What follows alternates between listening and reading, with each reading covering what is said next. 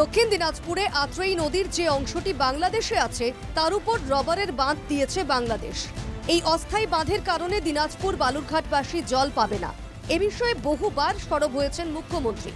এবার আরও একবার একই প্রসঙ্গ তুলে কেন্দ্র সরকারের বিরুদ্ধে ক্ষোভ উগরে দিলেন মুখ্যমন্ত্রী। আত্রেই নদী যেটা থেকে জল আসতো বালুরঘাটের মানুষ পেতেন, দক্ষিণ দিনাজপুরের মানুষ পেতেন, ওখানে বাংলাদেশ চায়নাকে দিয়ে একটা ড্যাম করে টোটালটা বন্ধ করে দিয়েছে। আমি বারবার চিঠি দিয়ে প্রতিবাদ করেছি যে আমাদের জল এপারে আসা বন্ধ করে দিয়েছে।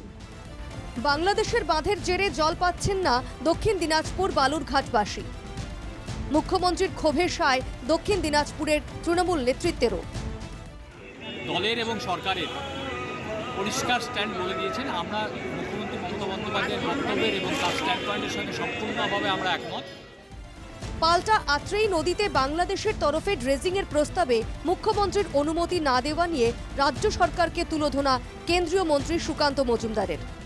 গতবার এমপি হয়েছিলাম, প্রথম আমার যে বক্তব্য জিরো আওয়ার সেটা আত্রেই নদী নিয়ে ছিল।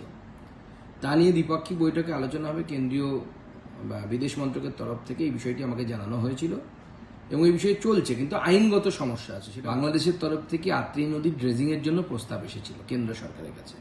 কেন্দ্র সরকার আপনার কাছ থেকে চিঠি দিয়ে পারমিশন চেয়েছিল, আপনি এখনো পর্যন্ত সেই পারমিশনও দেননি। যদি পারমিশন দিতেন তাহলে বাংলাদেশ এবং ভারতবর্ষ দুই সরকার মিলে আত্রেই নদীর ড্রেজিংয়ের কাজও হতো, নদীর নাব্যতা বাড়ত।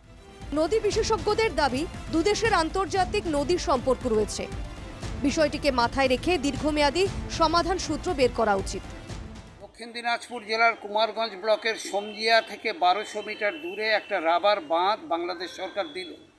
তার ফলে আমাদের ভারতের বুকে বয়ে চলা যে আত্রেই নদী, সেই আত্রেই নদীর নাব্যতা একেবারে নষ্ট হয়ে গেল, জলজ জীব উদ্ভিদ নষ্ট হলো। ভারত বাংলাদেশের মধ্যে আত্রেই ও পুনর্ভবা নদীর জল নিয়ে টানাটানি বহুদিনের সমস্যা। সেই তরজা ফের একবার মাথাচাড়া দিল সম্প্রতি মোদি হাসিনা বৈঠকে গঙ্গা জলবন্টন চুক্তি নিয়ে আলোচনায়। সন্তু দাসের রিপোর্ট, NKTV বাংলা, দক্ষিণ দিনাজপুর।